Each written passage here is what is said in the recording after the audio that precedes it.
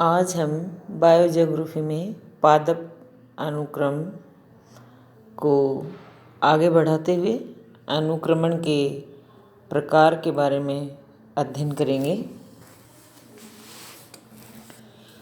अनुक्रमण में हमने देखा कि बहुत सारे कारण थे जिसकी वजह से एक प्लांट जो है, वनस्पति जो है अनाच्छादित क्षेत्र बन जाता है और पूर्व की वनस्पति नष्ट हो जाती है और इनका स्थान लेने के लिए इस तरह के समुदाय विकसित हो जाते हैं जो उस जलवायु के अनुकूल होते हैं। अनुक्रमण के प्रकार में सबसे पहले हम देखेंगे कि पुरोगामी समुदाय क्या है। पुरोगामी समुदाय जो है वो अनुक्रमण में सबसे पहले बाहर से आकर नए आवास में स्थापित होने वाले समुदाय को पुरोगामी समुदाय कहते हैं। मतलब बाहर से जो भी समुदाय वहाँ नए आवास में स्थापित हुआ उस जलवायु के अनुकूलित होकर, लेकिन सबसे पहले आया उसको। अब क्या होता है, ये जो अनुक्रमण है वो धीरे धीरे चलता हुआ क्लाइमेक्स कम्युनिटी में बदल जाता है और इस तरह से जो पुरोगामी समुदाय से चरम समुदाय के बीच, यानी समुदाय अनुक्रमण के आरंभ से लेकर अंत तक के चरम समुदाय के बीच में आने वाली जो अवस्थाएं हैं उनको क्रमकी अवस्था या सीरियल कम्युनिटीज़ या सीरियल स्टेज कहेंगे या कहते हैं। और ये जो सारी अवस्थाएं होती हैं इनको मिलाकर क्रमक कहा जाता है।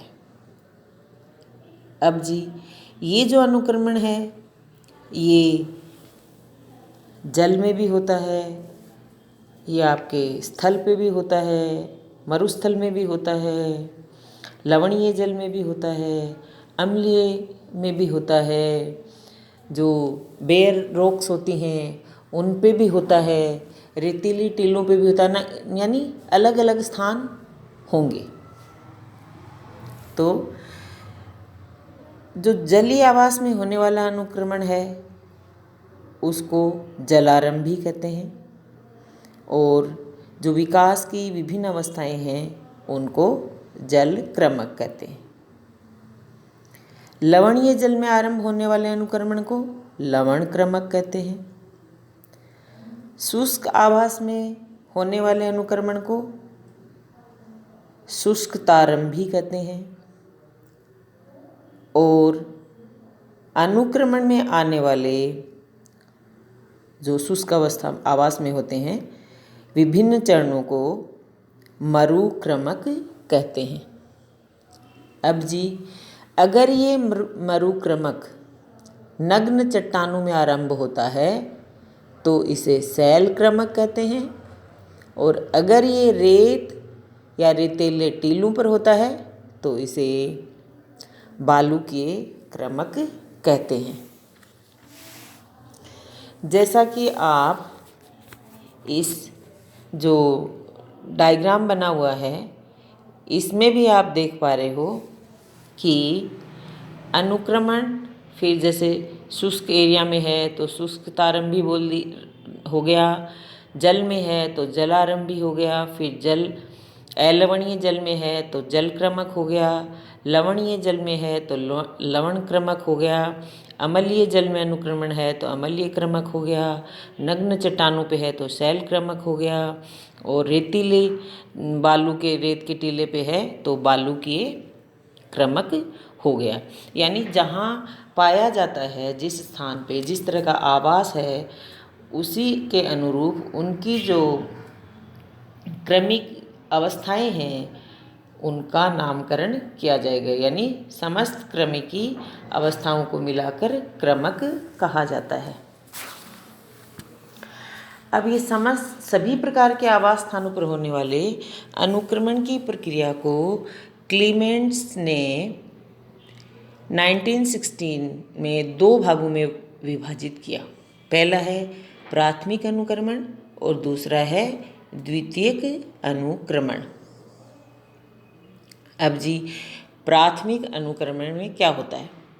इस प्रकार के अनुक्रमण के अंतर्गत उन क्षेत्रों में विभिन्न क्रमकों में वनस्पति समुदाय के विकास को शामिल करते हैं, जहाँ पर पहले किसी प्रकार के पौधे या प्राणी का जनन एवं विकास नहीं हुआ हो। यानी इस तरह की साइट होंगी जहाँ पे पहले किसी प्रकार का पौधा या प्राणी नहीं था। तो इसमें क्या होगा? इस तरह की हम अवस्थितियाँ लेंगे जहाँ सबसे पहले वनस्पति का विकास होता है, जैसे नवीन लावा प्रवाह तथा उसके ठंडा होने के बाद धरातल का निर्माण, यानी ठंडा होने के बाद जो धरातल का निर्माण हुआ। फिर है हिमाच्छादित क्षेत्रों से हिम के पिघलने के कारण चट्टानों के अनावरण वाला भाग झील के सूख जाने पर शुष्क झील तल वाला भाग सागरीय तली के उन्मंजन के कारण नवनिर्मित उन्मंजित सागरीय द्वीप, नए सैंड ड्यून्स का निर्माण, नदी द्वारा निक्षेपण से निर्मित बाढ़ मैदान, मानव द्वारा जो खनन कार्य होते हैं उसके दौरान जो मलबे का ढेर लग जाता है आदि। यानी इस तरह की अवस्थितियाँ प्राथमिक अनुक्रमण में आएंगी जहाँ पहले वनस्पति का पहले कोई जनन या विकास नहीं हुआ हो और सबसे पहले वनस्पति का वहाँ विकास होता है। इसी प्रकार नदियों के किनारे नई जो अपरदित मिट्टी है, समुद्री वातावरण में भी नदियों के द्वारा समुद्री तटों पर अपरदित जो मिट्टी, ये इस तरह के स्थान हैं जहाँ प्राथमिक अनुक्रमण होता है। अब आता है जी द्वितीयक अनुक्रमण। द्वितीयक अनुक्रमण में क्या होगा? जिनमें पहले वनस्पति समुदाय का विकास हुआ था। प्राथमिक में क्या था? जहाँ पहले किसी प्रकार के पौधे या प्राणी का जनन एवं विकास नहीं हुआ है। ध्यान देने की बात है। द्वितीयक अनुक्रमण में ऐसे क्षेत्र जिनमें पहले वनस्पति समुदाय का विकास हुआ था लेकिन बाद में बाह्य कारकों, वो कारक कुछ भी हो सकते हैं, जैसे जैविक व्यवधान, इसमें मानवीय हस्तक्षेप हो सकता है। मानवीय हस्तक्षेप कैसे हो सकता है? जैसे वनों को काट दिया, वनों को जला दिया, भूमि उपयोग में परिवर्तन, स्थानांतरित कृषि, झूमिंग कृषि, स्थानांतरित कृषि और सड़क निर्माण। मानवीय हस्तक्षेप को इस तरह से हम इसमें शामिल कर सकते हैं। इसी तरह से जलवायु कारकों में परिवर्तन, किसी भी प्रकार की आपदा या प्रलयकारी घटना, जिसमें आप वनाग्नि भी कह सकते हो, बाढ़ कह सकते हो, सूखा कह सकते हो, भूस्खलन कह सकते हो, इस तरह की जो स्थितियाँ हो जाती हैं, इनके कारण पारिस्थितिकी तंत्र के आवास विशेष के पूर्ण रूप से या आंशिक रूप से नष्ट हो जाने पर उस आवास में वनस्पति समुदाय के पुनः विकास को, मेन डिफरेंस आप ये देख रहे हो यहाँ पे कि यहाँ पर पहले था वनस्पति, वो नष्ट हो गई, लेकिन उस आवास में वनस्पति समुदाय के पुनः विकास को द्वितीयक अनुक्रमण कहते हैं। द्वितीयक अनुक्रमण प्राथमिक अनुक्रमण की तुलना में अधिक तीव्रता से होता है, क्योंकि ऐसे क्षेत्रों में नए पादप की वृद्धि हेतु मृदा एवं ह्यूमस विद्यमान रहता है और द्वितीयक अनुक्रमण के क्रमकों को उपक्रमक तथा प्राथमिक अनुक्रमण वाले क्रमकों को प्राथमिक क्रमक कहते हैं। तो क्या हुआ? द्वितीयक अनुक्रमण के क्रमक को क्या बोलेंगे? उपक्रमक। और प्राथमिक अनुक्रमण वाले क्रमक को प्राथमिक क्रमक। अब जी आगे आता है, जब किसी क्षेत्र में वनस्पति समुदाय का विकास अपनी चरम अवस्था या चरम क्रमक में पहुंचने से पहले ही किसी भी कारण से मानवीय हस्तक्षेप द्वारा बाधित हो जाता है, तो इस स्थिति में वनस्पति को अधोचरम वनस्पति कहते हैं।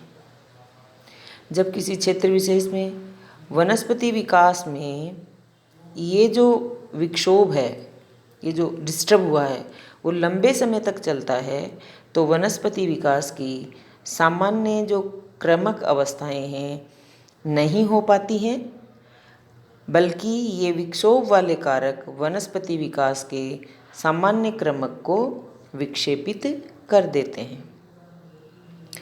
ये जो विक्षेपित है या इस विक्षेपित क्रमक में जो वनस्पति होती है वह तब तक बनी रहती है जब तक कि डिस्टर्ब या विक्षोभ करने वाले कारक क्रियाशील रहते हैं।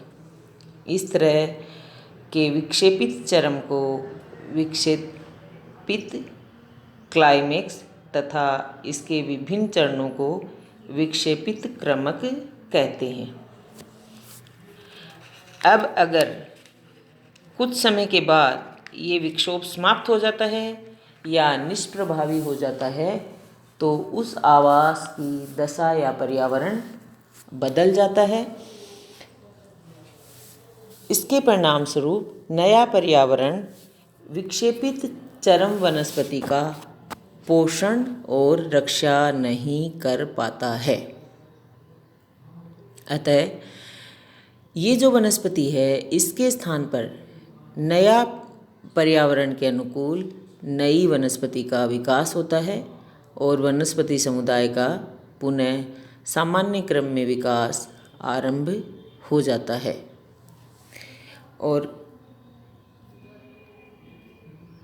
ये जो आप देख पा रहे हो,